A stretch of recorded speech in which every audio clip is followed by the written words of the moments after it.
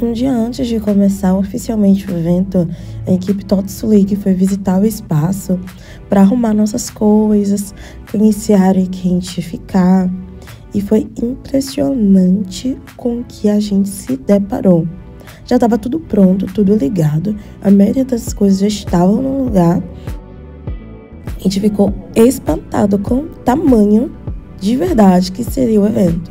A gente já tinha visto plantas antes, nós tínhamos sido apresentados a ideia de como seria, mas estar lá foi surreal. O espaço com muita diversidade. E mais legal ainda foi ver tudo isso cheio de gente. Nas 10 horas do primeiro dia já tinham mais de 8.000 pessoas feito check-in. Então foi maravilhoso.